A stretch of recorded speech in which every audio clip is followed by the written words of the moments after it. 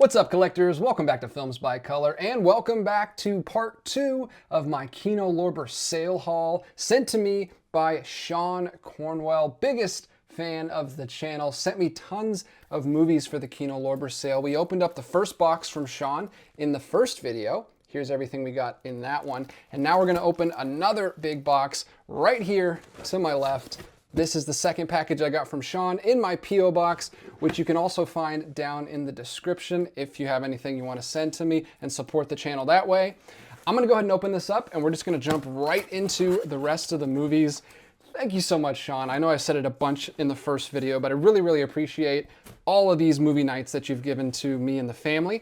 We're going to start with some more 4Ks this time. We've got 3 4Ks right off the top that we're going to talk about. First one I'm very excited about. This is Circus of Horrors, and I don't know what to think about this. I have no idea what this is. I love the circus aesthetic. I love the circus location for movies, but I haven't really seen a horror movie set in the circus. Well, I take that back. The Freaks. I love Todd Browning's Freaks, and there's a couple things here and there that's adjacent. Like I really like Guillermo del Toro's Nightmare Alley remake. That's kind of got it's more of a carnival than a circus. But the circus is a perfect setting for a horror film. It's a brand new 4K from Kino Lorber. I'm sure the 4K is done very well. I hope it looks good, and I hope it lives up to this amazing poster. It's about a deranged plastic surgeon who buys a circus and uses it to commit some murders, and it sounds like a lot of fun. Hopefully it's visually interesting. This is one that I will absolutely be putting on my October watch list this year. Have to watch that during Spooktober. Can't wait. Next on 4K, we've got Murder by Decree. Everything about this movie sounds amazing. I haven't heard whether it's good or not, but it sounds like it has to be. The cast is amazing. You've got Christopher Plummer, Donald Sutherland, David Hemmings, a bunch of other great actors. Look at the cast on that thing. It's about Sherlock Holmes versus Jack the Ripper. I mean, it's amazing. It sounds great. I've never seen it. It's a film by Bob Clark, who's known for a bunch of movies, Dead of Night, Black Christmas, A Christmas Story. Like, everything about this sounds so interesting to me. It's another 4K restoration made straight from the 35mm print. Another brand new release. Another one that still includes the slipcover. 10 out of 10. I just gotta watch the movie now, and hopefully the movie lives up to the hype. Then we've got another 4K in here that also has the slipcover. This is one that came out last year. I really wanted to grab it, but I couldn't prioritize it. I was buying a lot of other things, and it just slipped through the cracks. But I'm so glad to finally have it. This is one that I've seen. I have it on Blu-ray back there. Watched it recently with a group of friends and Grace downstairs in the theater. It's Fritz Lang. It's directed by Fritz Lang. I actually really enjoyed this one. It's like a spiritual sequel to M, which I also watched last year. I watched these pretty close together. It was great to watch those right after each other. It is like M if it was told from and I don't want to give too much away. I'm going to say this much, so if you don't want any spoilers for this movie at all, just know that it is a wonderful film noir, black and white, directed by Fritz Lang. Check it out. Now, if you want to hear a tiny little spoiler, it's basically like M if it was told from the killer's point of view. And that's all I'll say. It is wonderful. It takes what he was doing with M and making the murderer kind of sympathetic in that, and it goes a little bit further in this, and I had such a good time with this. It's wonderful. I can't wait to see what it looks like in 4K. Black and white movies look great in 4K if you do it right, and I'm sure Kino Lorber did a great job on this one. Can't wait to give that one a rewatch. Thank you so much, Shawn. That's probably up one of my favorite film noirs. That's up towards the top, so happy to have that one in the collection. Next up, we've got another one with a slipcover here. Not a 4K, just a Blu-ray, but it is Witness for the Prosecution from 1957.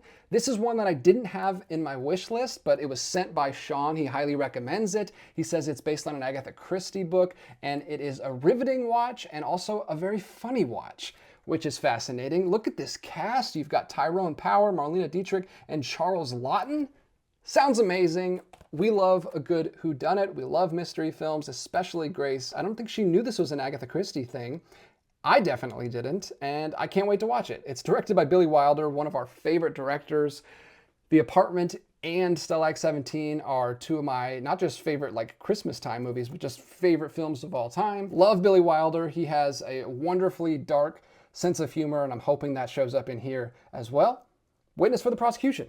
4 for 4. Bangers all the way down the pile. Next up, we've got a Jules Verne adaptation. This is 20,000 Leagues Under the Sea, all the way back from 1916. So this is a silent adaptation of Jules Verne. I've got a big soft spot for early films and silent films that are trying to adapt novels from the 19th century. There's a Peter Pan silent film that I have back there. There's an Alice in Wonderland. There's an early Wizard of Oz film. And I also really like Jules Verne. His books can be a little dense and very granular and very technical and very long, but I really enjoy his adaptations. I feel like they lend themselves very well to adaptations, especially some of Karel Zeman's work. He was a big Jules Verne fan.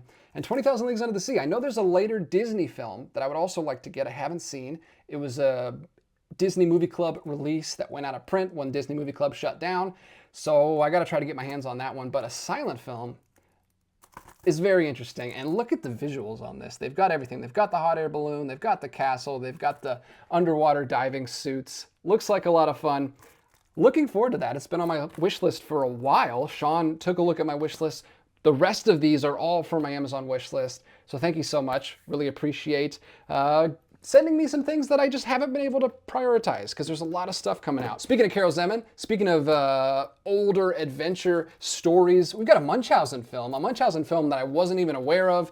Recent find on the Kino Lorber website. Of course, I have the Karel Zeman Munchausen film. I've got the Terry Gilliam Munchausen film, but this one is from 1943. It is in color. A very early color film. Look at that. You can see the most famous visual from Munchausen is the flying on the cannonball scene right there. So I'm glad they got that in there. You've got the hot air balloon right there in the back. This looks amazing. Love the poster on this. Haven't seen this before, but this is a German adaptation of the stories, and I can't wait to watch it. Baron Munchausen. If you haven't seen or read those stories, look them up. They are classics for a reason. Next up, we've got an adventure film, not based on a book, I don't believe. Maybe it is. It actually probably is maybe based on a book. It's Against All Flags. We've got Errol Flynn and Maureen O'Hara. What a pairing. What a pair that is. Love me some Errol Flynn. Maureen O'Hara can do no wrong in my opinion. I've yet to see her in a film that I did not like her in. Look at this cover. This looks amazing. I'm always down for some Errol Flynn, Captain Blood, The Seahawk, Robin Hood. All those adventure movies. I love all of them, and I can't wait to see this one. This looks like another pirate film for this ever-expanding pirate month that we keep hyping up. We keep talking about. Grace, John, and I want to do like a pirate-themed month and watch through a bunch of pirate films.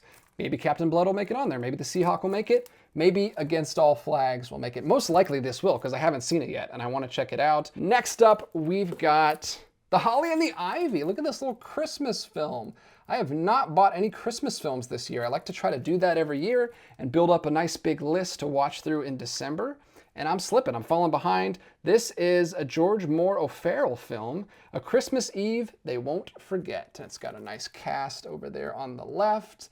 Nice black and white 1952 short little 80-minute film, heartwarming Christmas tale set in post-war Britain based on the classic play. Look how Christmassy just those two images look. The one's got a nice big old decorated Christmas tree and the other one's got Christmas decorations all over the house. I love the vibes on that one. Seems nice and cozy. Exactly the kind of thing I want to watch in December around Christmas time. The next one is another one that I've been excited to watch ever since it was announced by Kino Lorber.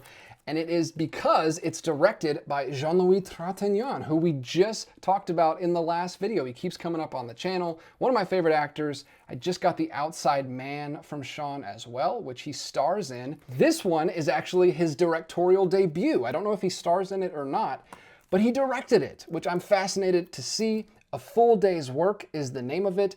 It is a black as night French-Italian comedy about a father who has carefully planned the execution of the 9 jurors who sent his son to the gallows.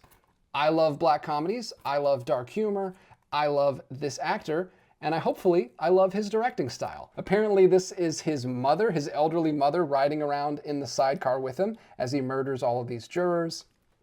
Sounds perfect. Can't wait to watch that one. Thanks for that, Shawn. The next one in the box is Arabian Nights from 1942, starring John Hall, Maria Montez, and Sabu, one of my favorite actors of all time, especially when you're talking about these adventure fare from the 1930s and 40s. I love this kind of adventure film, so Shawn, you were spot on with sending me this. Unfortunately, I do already own this film, and he realized that. He saw it on my shelf and sent me a note in the email, and he says I can do what I want with this. So maybe I'll do a giveaway with this. Maybe I'll do a trade with one of you guys. I'm thinking about doing more trades with other guys up on YouTube. I know Jake from Steelbook Obsessed is already talking to me on Instagram, doing another trade video, because I had a lot of fun doing that first one. So this will not go to waste.